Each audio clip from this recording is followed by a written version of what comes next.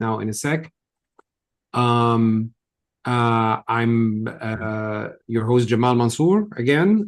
This is Muntada Debates, and the delay that has been recorded right now is all my issue. There has been some issue with my tech. I would allow my two wonderful panelists to introduce themselves very briefly right now, and then we'll go into a sort of deep dive discussion into what happened at the UNGA. First of all, I'd like to welcome both Wael and Yasser, and I'd start with Wael. Please kindly introduce yourself. Good to be with you. Thanks for having me. Wael Zayat. I am the CEO of a national Get Out the Vote organization for Muslim voters named Engage. I am also an advisor for the Syrian Forum here in Washington, D.C., and a former U.S. diplomat focusing on Middle East policy. Good to be with you guys. Thank you very much. So, an underachiever. Yasser, introduce yourself, please. Yasser Tabbara. I'm an attorney by profession. I'm a co-founder of the Syrian Forum. Been active in the Syrian cause for quite some time, and just returned from New York, where I had the privilege to participate in many of the sort of historic firsts for liberated Syria at the United Nations General Assembly meeting. Thank you both, gentlemen. So, as you can see, I was making a very backhanded joke at Wael here. Both are very achieved, very highly active, proactive, and involved in Syrian issues pre-Assad fall and currently, both of whom have a lot of insight that they can offer us. And we're going to start with you, Wael. For us as Syrians, Syrian Americans, but also non-Syrians who are interested in post-Assad Syria, with your vantage point as an ex-U.S. diplomat, I know that you have no affiliation anymore, and you've made it clear. I just wanted to reconfirm this. But as a former U.S. Diplomat, you do have insights on how the American thinking might be going within the Trump administration right now. How was this visit, this UNGA appearance, and everything that surrounded it, side events, and so and other activities? How might it have been viewed by the U.S. and what does it mean in the global scheme of things? Yeah, when I was at the State Department, I served as the senior advisor to then U.S. Ambassador to the United Nations, Samantha Power. I have come to appreciate the role that the UN plays, but also the U.S. involvement in the UN, mainly through the Security Council and also its major engagements and funding for major UN programs. And so to see the president of Syria and the foreign minister of Syria and other officials come to New York after years of isolation and sanctions, of being really a pariah next to North Korea, where not only were they invited, but the Syrian president addressed the General Assembly. And really, from my perspective, I was also up there in New York. He was the hottest ticket in town. Everybody wanted to see him, get access to events that he was at, or the foreign minister, Shebani, which is wild, really. It's a continuation of this honeymoon period. Now, I know we've had many hiccups along the way over the last 8-10 months with what's happened in Syria, for example. But the honeymoon is still continuing. If you look at how he was treated, there was again, a very surreal event that Concordia hosted, one of the side events there. It's a major global gathering where with General Petraeus, right? General Petraeus. Now, when I was in Iraq serving at the U.S. Embassy, General Petraeus had just left, and General Osser replaced him, but Petraeus was in charge of the, counterterrorism operations, the surge in Iraq. And at the same time, the overlap was that now President al-Shara was in an American jail in Iraq. And here they were on stage, and General Petraeus is calling him Mr. President. And This is gushing. you can't you really, if you were to write a book or a story, a fictional one, people would say that's really crazy, but that's exactly what happened. And so the Mm, symbolism was there. I think the substance was there. The Syrian delegation had many meetings, many bilateral meetings, many meetings with UN officials, but also other governments that were there. And this is a clear proof that Syria is completely out of its international isolation. I think everyone is looking at helping this country transition. Again, there's a lot of issues, but in terms of diplomatic, political scorekeeping, mhm. so far, the Syrian government has done very well. So, yay. In your view, this was a yay. Yeah, I mean, look, I could nitpick a lot of stuff for you, and I worked on these things. I've even coordinated visits of the Secretary of State to UNGA with other colleagues. Yeah, this was a home run. Cool. Thank you very much, Wyatt. Yasser, on the flip side of this, and again, we're kind of role playing here so that because both of you are overlapping in terms of interests. I mean, not only are you buddies at the SF. I'm your buddy as well, but What you kind of can. debate is this, man? I'm I not don't sure. understand. Is it? He's trying. I think he's trying to pit us against each other somehow. No, no, no. What I'm trying to say is sometimes there's overlap, but we're trying to kind of look at things from different perspectives, as we Sure. usually do when we debate internally as well in at SF. And it's a very good opportunity for people to watch us do that kind of mental math and mental exercise. So I'd like to pick your brain here, Yasser, on the Syrian side of things, and specifically the Syrian American community, because you two are like one of the multiple hats that you wear as a multi-talented guy. Is that you are a part of the community by belonging, as an active member of that, but also proactive, working on these issues. As a Syrian American, what do you think that meant to the community? We've seen the videos. Again, I utilize the term gushing over Petraeus speaking in glowing terms, not only calling him His Excellency and Mr. President, but also speaking in terms of like displaying personal liking and so on. Other than the videos that we've seen, the Instagram reels, etc., that are kind of, you can't make this up, sort of type of hype. In reality, behind the cameras, without the IG moments, how was this perceived on the Syrian American community side, and what did it mean in ultimate terms, according to you? I mean, anecdotally, there was I had the privilege to be also present in one of the community events that one of the receptions that were thrown to welcome the delegation, the Syrian delegation, into the U.S., into New York. And part of what was expressed, let's just say, by some of the community members is that this like deep sense of pride. We have, I think, all seen this footage of this guy standing on a chair and saying, may God, uh, uh, you know, uh, praying for the president, basically for ridding Syrians from or being the cause to rid Syrians from decades of darkness and dictatorship and all that stuff. And I think that, to a general extent reflects, a great deal of the community's sentiment. People were elated, were very proud as Syrians just to be walking in New York. And when you talk to community members, obviously,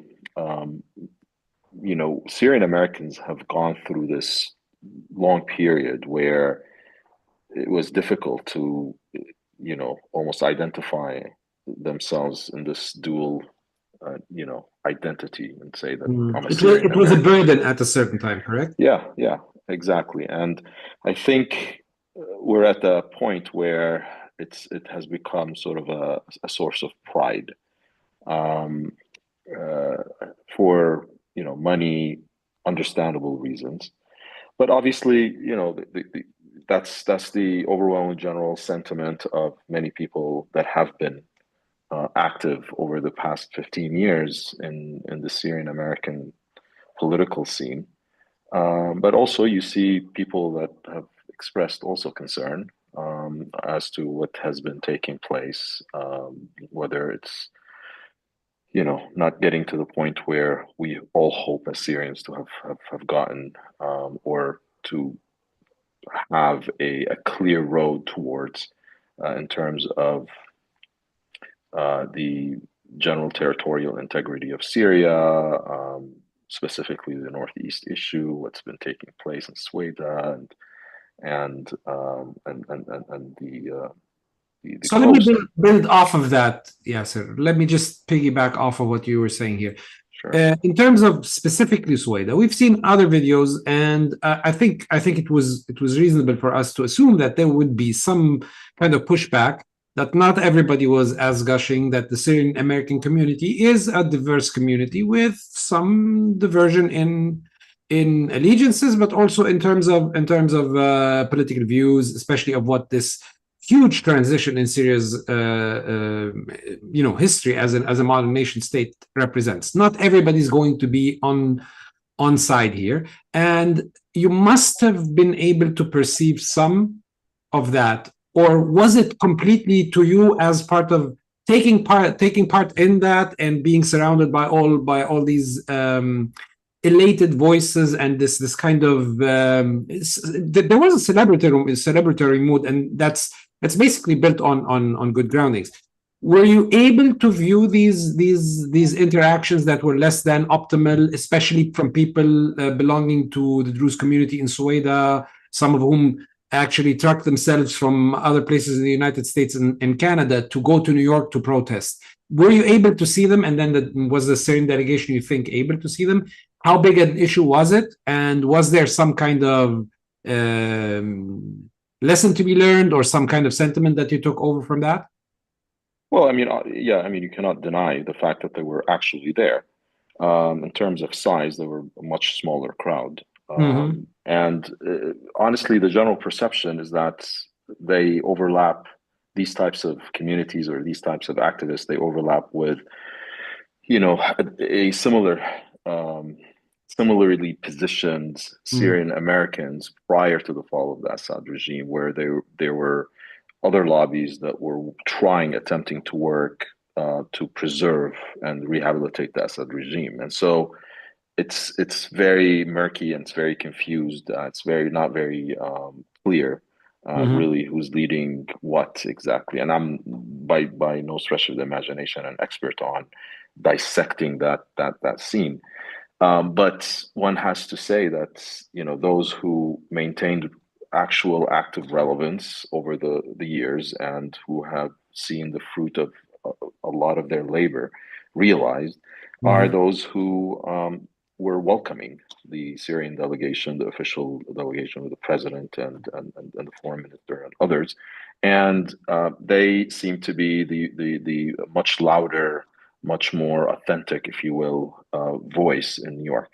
Now, we've seen, several interactions. I mean, I personally have seen both groups as I walked by before we had the privilege to enter the big, General Assembly hall and listen to our president speak for the first time at that, represent Syria for the first time at that particular forum. I did see that there were some interactions, and later on, I got to learn that some of these interactions were actually genuine engagement. People were trying to talk to each other, and I mean, yes, there were some ugly sort of gestures here and there, but at the same time, there were, voices of reason where some people were trying to engage and sort of explain their positions to the other side, and I think that's very encouraging. And if it, from my perspective, it doesn't happen in the context of Syrian American communities that have been exposed to what it actually means to be diverse and free and engaged in public affairs, I don't know where it would have happened, and that gives me cause to still hope that hopefully we can move forward and continue to look forward. Excellent. Thank you, Yasser. Wyatt, I just want to redirect this to the American, because I'm really curious. I'm asking this because I think a lot of people are curious. I mean, you would know, as any Syrian, everybody knows everything about American politics and then end up actually knowing absolutely nothing about American politics. Everybody has an assumption, presupposition that they're going to project their own proclivities over what America wants and doesn't want, and then end up basically not only getting back to square one, but regressing in terms of understanding, and then not serving themselves or anyone around. And in this vein, you were in the halls. You know how the sauce is made, and you know how the decision makers in the United States think, what the priority lists are, and so on. My question to you is, the UNGA, or UNGA, as the UNGA is our darling term, the UNGA happened. It was an unmitigated success, according to what you said to me. What does it mean, again, in terms of American view? Because I think there is an element to the United States watching what President Shara is doing and keeping score. Is that a correct assessment? And if that were a correct assessment, then what does this good performance, if I may put it in these terms, mean to the future of American support for Shara's government? Yeah, look, I think U.S. views towards Syria, or really any foreign policy issue, is multi-layered. You have different stakeholders that are coming at this from different perspectives with different intentions. That's the US government. Now, it just happens that the most powerful actor, his name is Donald Trump, and he's the president. And he has been convinced of, the benefits of welcoming Syria back from the cold, integrating it into the regional economy, and perhaps positioning it as, if not an ally, but a very friendly country to do business with and to coordinate policies with. And that's largely thanks to the efforts of the Crown Prince of Saudi Arabia and the President of Turkey, to some degree, the Qatari government. Those three actors have really prevailed upon him to help lift sanctions on Syria, and to shake the hands of President al-Shara, as we all saw. Now, the implementation is where the devil in the details is. And here you have the US bureaucracy, which is essentially decimated because of the layoffs and because of the politicization of what's happening. State Department, Treasury, USAID is gone. And so implementation and actualization of this relationship is now not as robust as it could have. Now, a second actor that's very important is Ambassador Tom Barrack. He is Trump's ambassador to Turkey, but also the envoy for Syria. Essentially, he's the de facto ambassador to Syria right now. And this is an older gentleman, an experienced real estate mogul, a very plenipotentiary. Is that a good way to put it? Sure. Yes. He is the regional ambassador right now. And, he moves 100 miles an hour. He doesn't take no for an answer. He wants to get things done. That makes him the right person in this moment. However, still, there are hundreds of U.S. officials and obviously, the agencies they represent that you need to bring along to operationalize this relationship, whether it is to transform us from a country that sanctions Syria to one that does business with Syria. So you still see slowness in this area, promoting U.S. investments in Syria, encouraging U.S. companies to go to Syria, but also deepening the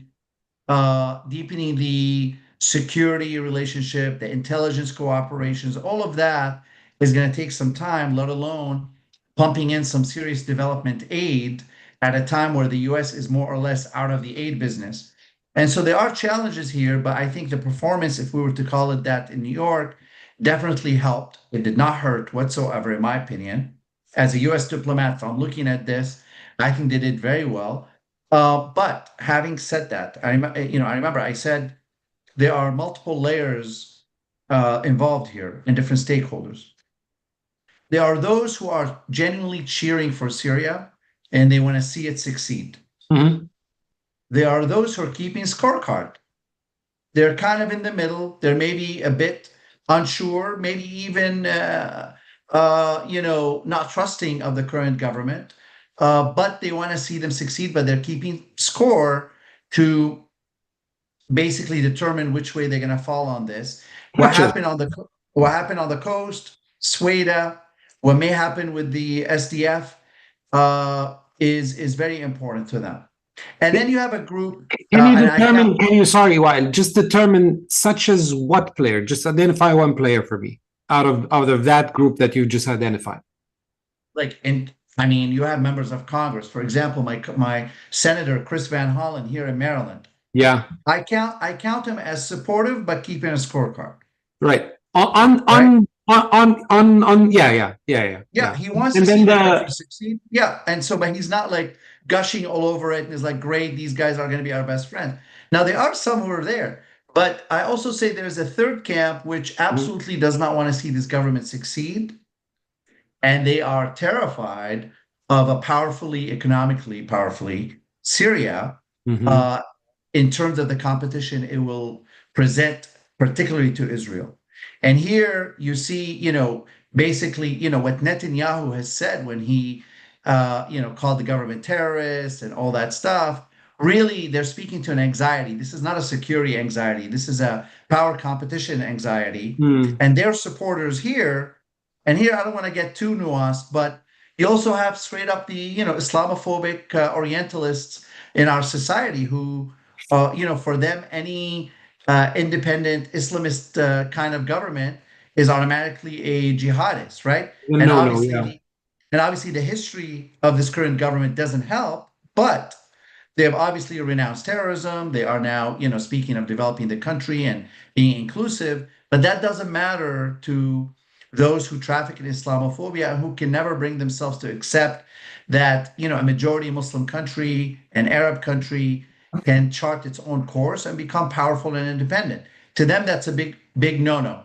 And so for them, they want to see this government fail, and they want to help any efforts that would undermine it as well. And those personalities exist in Congress, but they also exist in the very Trump administration. Such as, I'm thinking Gurkha.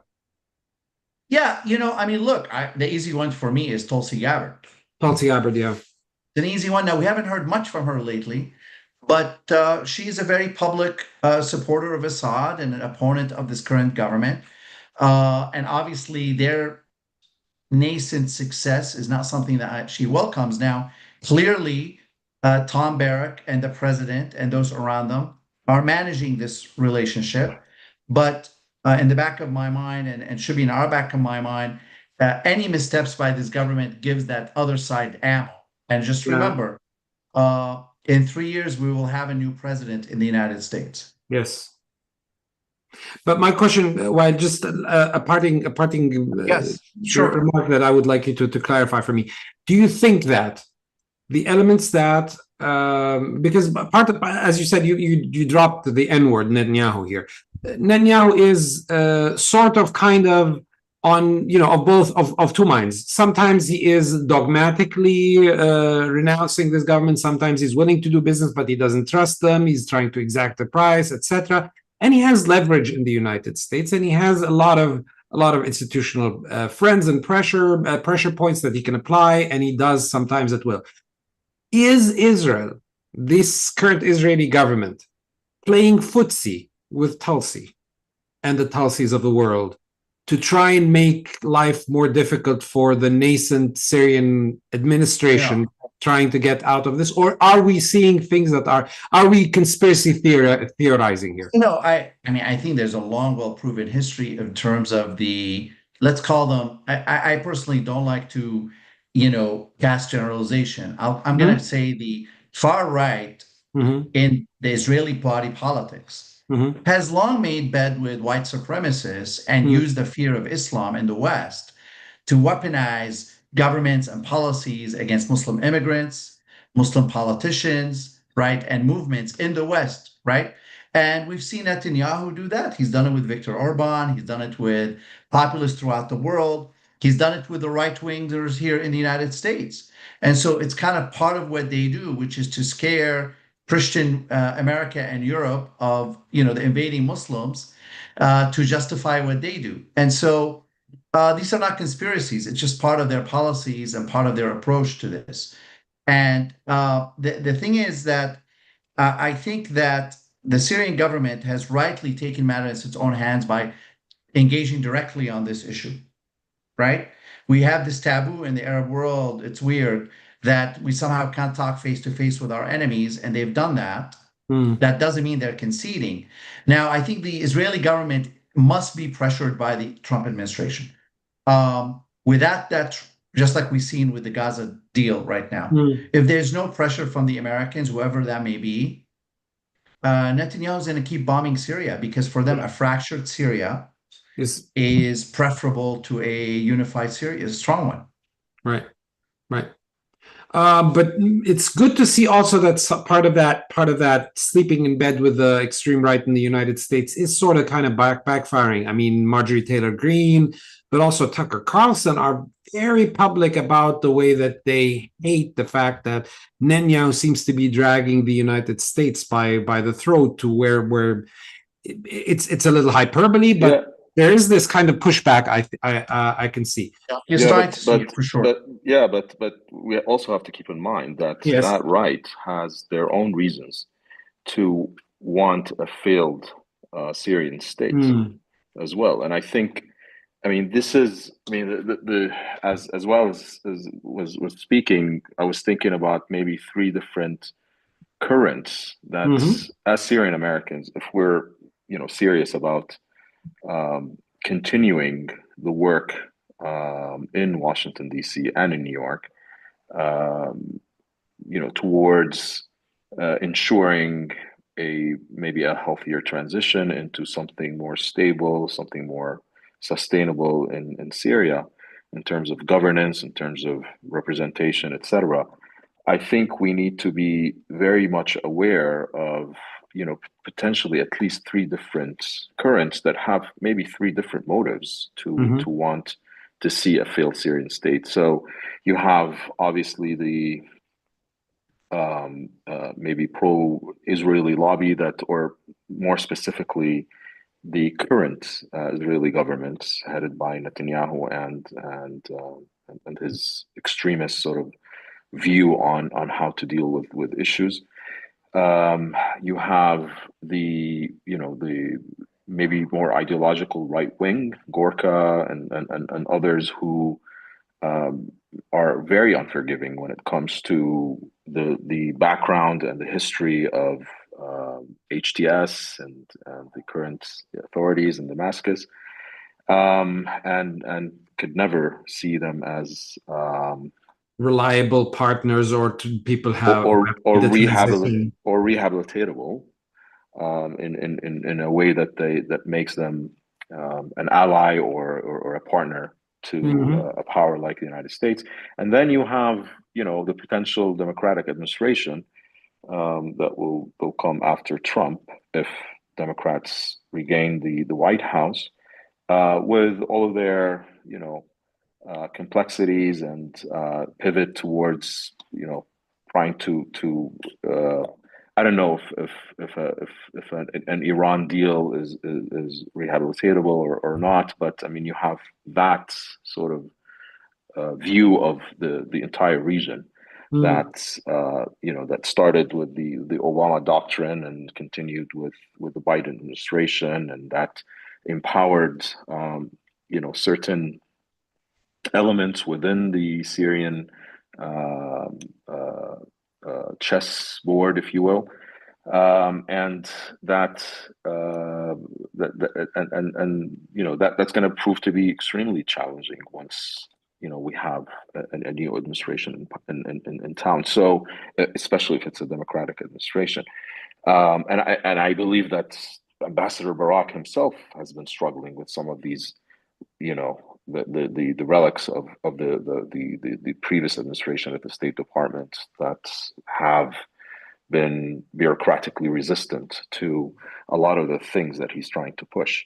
So if there is a message to Syrian Americans and those who have been engaging in lobbying, the Hill, and Washington D.C. in general, other than the obvious, try to unify your efforts and coordinate all that stuff, we really need to look at this as a very short-lived opportunity throughout this period that we have right now. Too fast. Yeah, I mean, or rebuild. Do not feel like that you've reached the finish line. You're nowhere near the finish line yet. Don't uncork the champagne yet. Absolutely, and I think it's the type of work that needs to be sustained, that needs to be doubled down on, that needs to be built in a very strategic way. And I don't know. I mean, I hope that people realize that. Yasser, you've just answered my question before I even asked it. You read my mind. Thank you for Of course, I mean, really doing this. That's because we have one less layer to worry about, you and I. Tell that to the guy with the hair. Just wanted to say, Wael, my question to you really was, like, I really need to understand. Part of you've been able, I think, to visit Syria back from 2024 up until now, at least once. I don't know if you've done that trek or not. I haven't checked. But if you've been able to visit, there was a lot of euphoria at the beginning, and then the euphoria started to subside. People inside Syria are eager to see the fruits of the suffering of the past 14 years, but also of the opening. There are lots of things, as you said, this was a great performance on world stage. There was a comeback, and as you said, it was a good outlook. Why isn't this paying off in terms of money on the ground? Why are American monies, American investments, American companies, or European companies that are being stopped from coming there because the Americans are not coming? If we have Tom Barak walking around with the foreign minister inside the halls of the UN and attending a few meetings with him as if kind of mentoring or sitting with. There's a big investment by parts of the American administration. This ought to pay off in terms of trickle downs, so that I, as an ordinary everyday Syrian, can actually see the fruits of that labor, and I don't. So what's blocking? What's the big stoppage here? Is it the guys who are sitting on the fence and keeping scores? Is it the Tulsi Gabbards of the world who are blocking this? What is standing between this stellar performance, this comeback enforced to the UNGA, and me feeling the impact of that? Yeah, I mean, I think that there's a number of reasons here. I wouldn't say that nothing has happened. I mean, there's been some major investment announcements that you've heard since the last few months, more focused on energy, the rehabilitation of Damascus Airport, building a subway system in Damascus, and other projects. These are kind of the large, high-ticket items. These are major infrastructure projects. They're going to take years to be implemented. But as soon as they break ground, I assume there'll be construction opportunities, building opportunities for local electricians, for the food service industry, for the hospitality industry. I think that's going to come online for American businesses in particular. Unlike other countries, even European countries, the U.S. government cannot direct private sector. Now we'll see. Trump may try, but generally speaking, we're not like the French. We can't tell Airbus go here, go there. Boeing is an independent company and they have to make their own decision.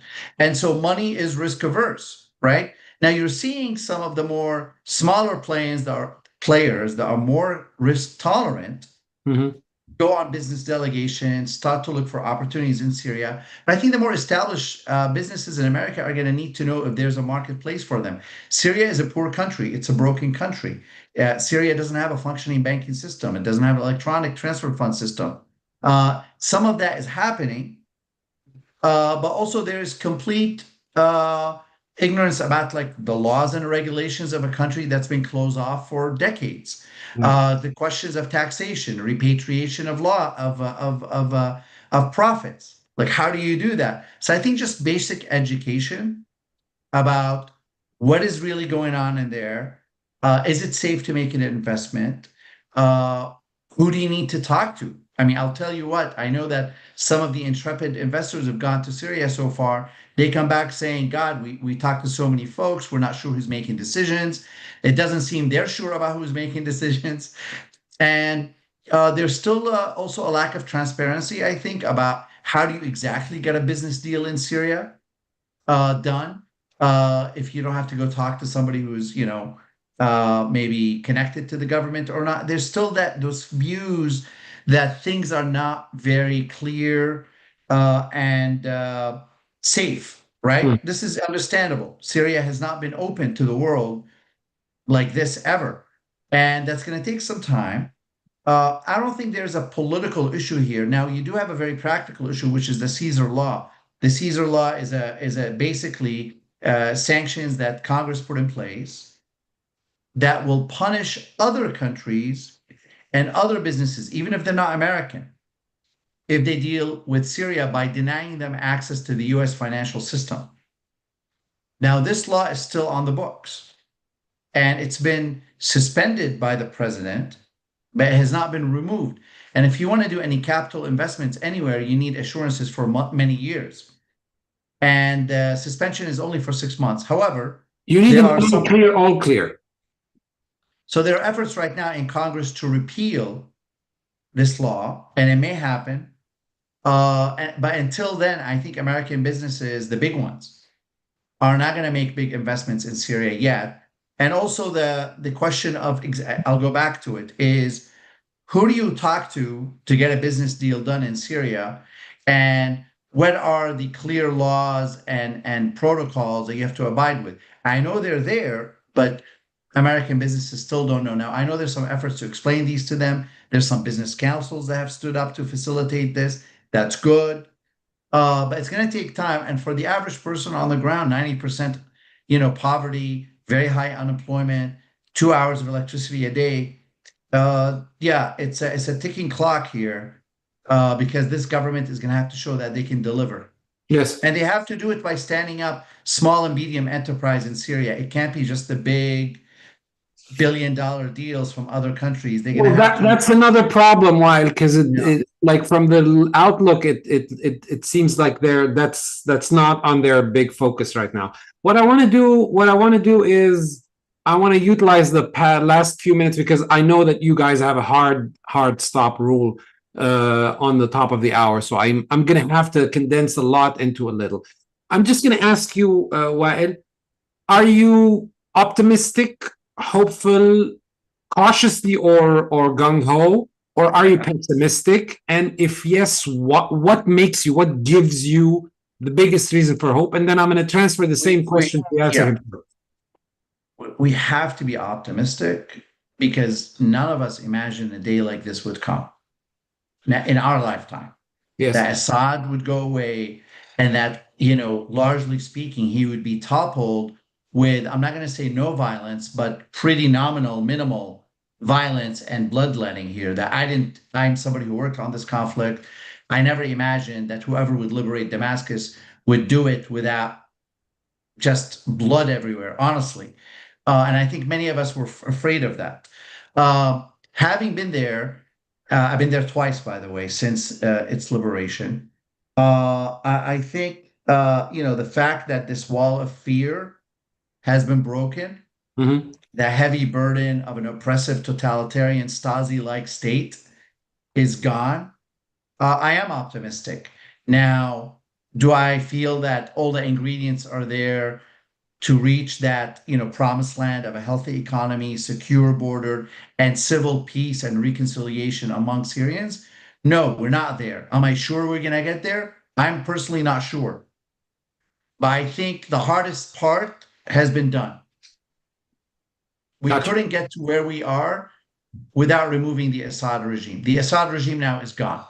It's the sine non qua. It's the condition without which none of what we're talking about would have even been possible. Correct. And so I think everyone who worked and fought really hard for 14 years to liberate this country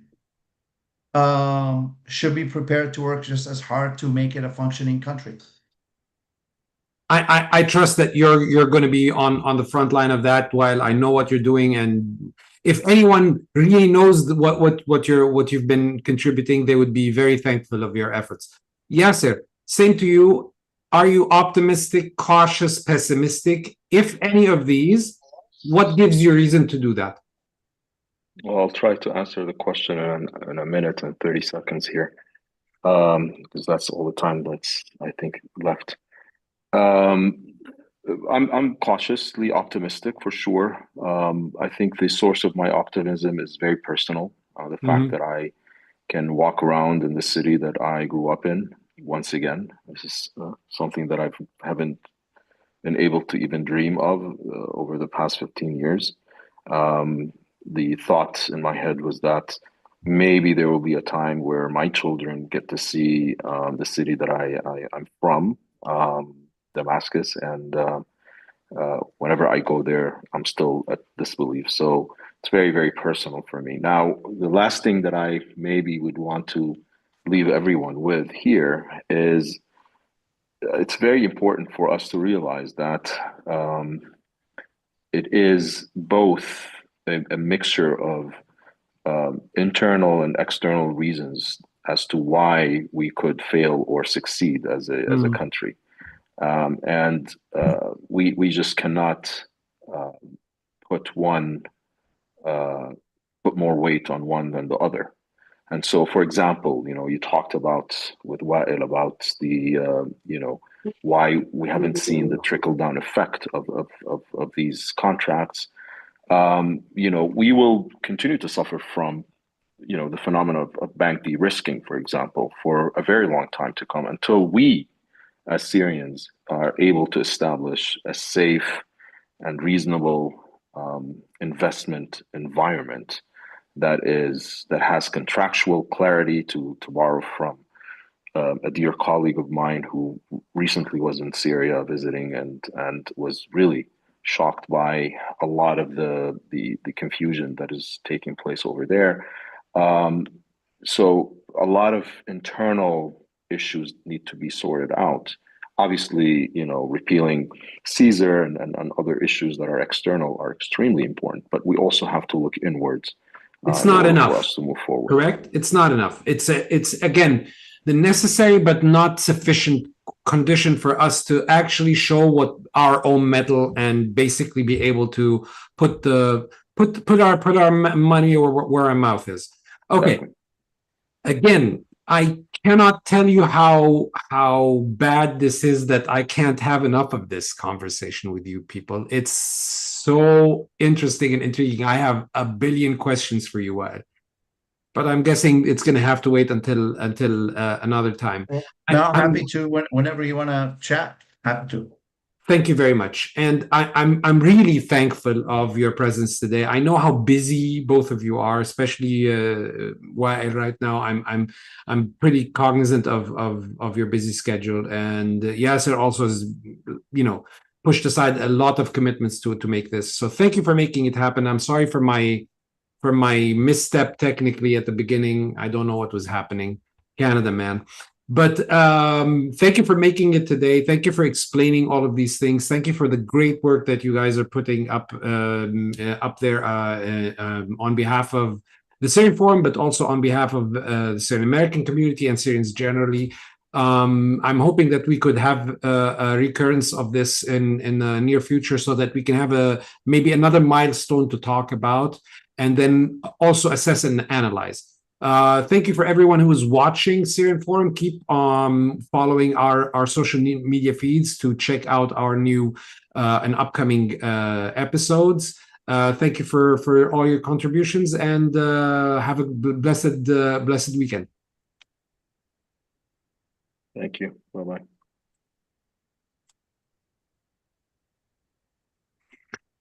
عن جد شكرا. Thank you ياسر. أنا بعرف إنك